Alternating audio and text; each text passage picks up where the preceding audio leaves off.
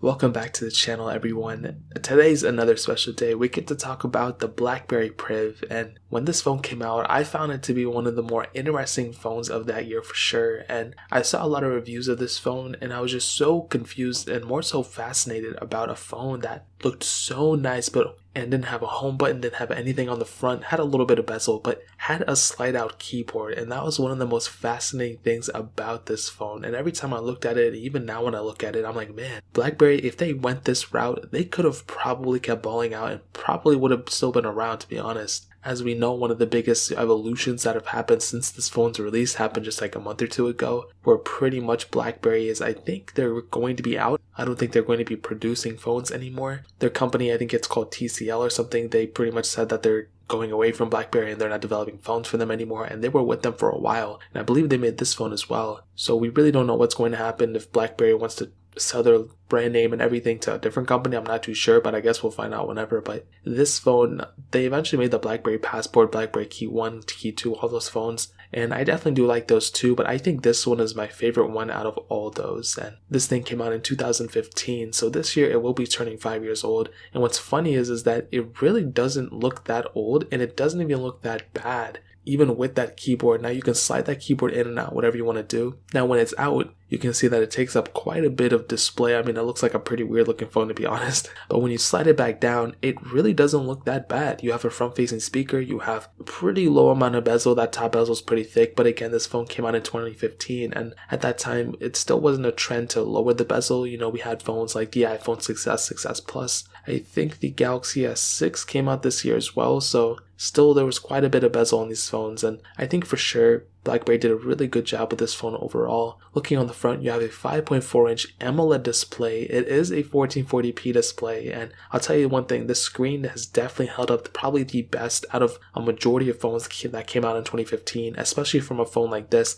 that pretty much flew under the radar. This phone definitely was crazy in terms of screen technology, and that's definitely one of my favorite things about this phone for sure. On the bottom, you can see we have a micro USB port, we have a headphone jack on this phone as well, and like I said, that screen was able to be moved up, and you were able to actually get access to that keyboard. Now that keyboard was a full QWERTY keyboard, which was really cool, but I see why this phone really didn't take off and why a lot of phones didn't take off at this time with those keyboards, including the Key 1 and Passport. Even though those phones are great sellers and those were great phones, I think there's just something about having a software keyboard on your phone that really makes the experience that much better. There's also a lot of things you can change. So I think this phone, even though it was more nostalgic and a lot of people liked it, I think a majority of people like having that software keyboard just because it's there and they don't have to swipe it up and down and all that stuff all the time. On the back, you have a single camera setup. A really cool thing, you have a micro SD card slot on this phone, which is really cool, and the fact that you have a thing like this and a keyboard and all this other stuff, it makes this phone quite a bit of a package even now in 2020. Really, since then we haven't seen a phone that came out with a keyboard like this, with a slide out keyboard like this.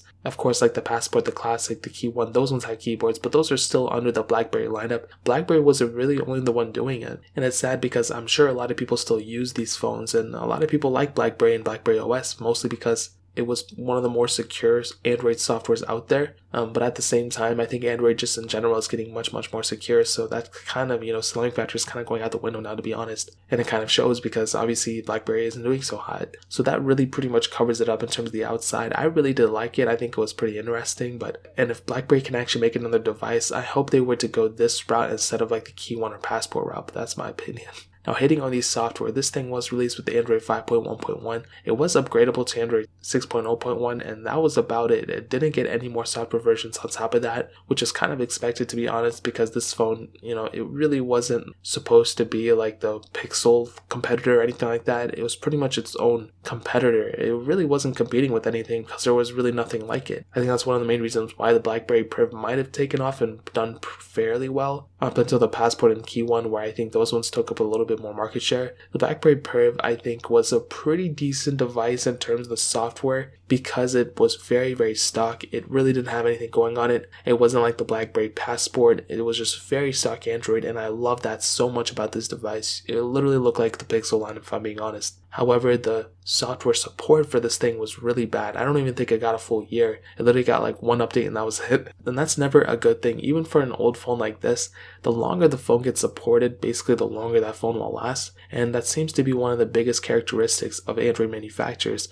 They constantly go make a phone that's really cool, maybe has some gimmicks here and there, but it's a pretty cool looking device, but then they just release weird software on it, or they just don't extend the software that long. And I think the Blackberry Priv fall under that for sure. And I think other big phone manufacturers like Samsung, they need to start stepping up, and they need to start supporting their phones for a longer time, because if they don't, another phone manufacturer will come out and be way better than Samsung and extend their software support, and then basically Samsung will lose more phone shares. So I think the Blackberry Priv kind of fall under that, but by like 30 times more, because it only got one version of Android more, and then that was it. So it's kind of weird how phones that usually don't do so well in the market or whatever tend to not get the most software updates either, which is weird, but I think that really pretty much covers it up in terms of the software standpoint. Now, hitting on the performance side of things, the Blackberry Priv came out with the Qualcomm Snapdragon 808 chipset, a hexa-core CPU, and Adreno 418 GPU, and there was only one model of this phone, the 32 gig model, with 3 gigabytes of RAM. Now, with those specs, it really isn't that bad of a device if you think about it. Okay, that Qualcomm Snapdragon 808 isn't really the newest thing anymore, but it had a hexa-core CPU and it had 3 gigabytes of RAM. Where back in 2015, it wasn't unheard of for a phone to have 3 gigabytes of RAM. There were a lot of phones, the 6S had 2, and because this thing was pretty stock at its core, it didn't really have a lot of things going on in the background either, which is a huge plus for this phone. And what I can tell you about the performances is that, it's not bad, and I think it's actually fairly smooth for the device being as old as a 2015 phone. If I were to compare this phone to like a Samsung Galaxy S6 or S6 Edge that came out that same exact year, I would definitely tell you that the S6 would probably not be as fast or as smooth as the Blackberry Priv. I've owned many S6s and S6 Edges, and I can tell you that there's some pros for those phones for sure, but the Blackberry Priv is one of those phones that I think because of its software, it just makes this phone so polarizing, because it's stock software, but it's not the newest software. It didn't get that many software supports, or years of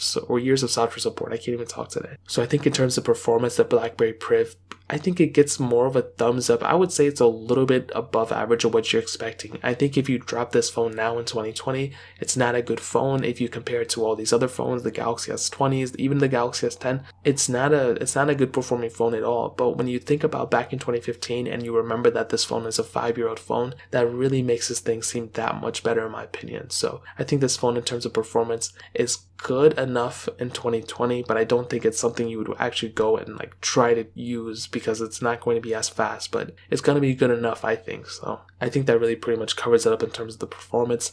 Now, hitting on the camera, this thing had a single 18 megapixel camera on the back that had optical image stabilization, which is cool. On the front though, it had a 2 megapixel camera. I don't know why the heck they did that. They always do some weird things. I don't know why companies always do this, but on the back camera you were able to shoot 4K videos, which is really cool, but you only did 1080p at 60 frames, so it's okay. It's not the end of the world, but it would have been cool if we got 1080 at 120, but also this came out in 2015, so it's totally understandable. Now, what I can tell you about the camera quality is, like I said before, it's more or less what you expect. It gets the job done. It's not really even that great of camera quality, if I'm being honest, but the biggest downside of this phone would definitely be the lack of camera hardware features. Like I've stated before, you should at least have a dual camera setup in 2020. If you don't have that, then you're already kind of setting yourself up short, because honestly, all these other phones that are coming out this year, they're going to have triple camera, quadruple camera, even 5 camera setups. And if you have a phone that has a single camera setup, even if it's an iPhone XR or something like that, you're kind of already selling yourself short, because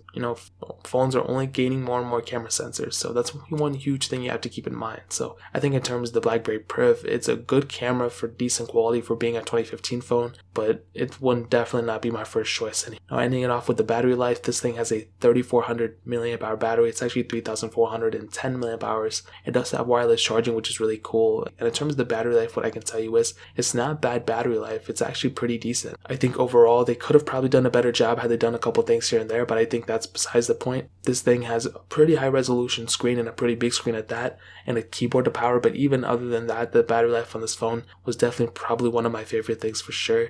It's not a bad battery life at all, and I think BlackBerry really knocked it out of the park with this. I noticed that basically all my BlackBerry phones have pretty decent battery life, so that's probably one of the biggest selling factors of a BlackBerry Priv, or really any BlackBerry phone. So to kind of sum up the video and to answer the question, should you pick up a BlackBerry Priv in 2020? I'm going to say probably not, because the software is so outdated that it's pretty insecure to do it. The other thing is, even if you root in custom ROM, and I'm not really too sure if there's a root or custom ROM for this thing, but there's really not going to be a big community behind this thing, because a lot of people don't own it anymore. So that's going to be one huge disadvantage if you pick this phone up, and that's a huge thing to consider. So what I will tell you is that that instead of picking up a Blackberry Priv, I would recommend picking up at least a Google Pixel 2 XL or Google Pixel 2. Those two phones will do you much better. I'll leave a Pixel 2 XL down in the description actually. That one makes more sense because that one has about the same screen size of the Blackberry Priv and all that stuff. So the Priv is a good phone, but I think you should probably pick up a Pixel over this phone. So if you want to pick up a Pixel 2 XL for the cheapest price, I'll find on Amazon. I'll link it down in the description below so you can get it from there, help support the channel at the same time. But that is pretty much it. If you guys have any other questions or anything, leave it down in the comment section as well. Hit that like button, that would mean so much, but definitely hit that subscribe button. Every single subscriber that we get really does count, so it means so much if you guys could hit that. Also check out the other links down in the description as well. My Twitter, my Instagram, my second channel, all those things are linked down below. I'd really appreciate if you guys could check it out. But more importantly than everything else, I love every single one of you guys. Hopefully I'll catch you guys in the next video. Peace out till then.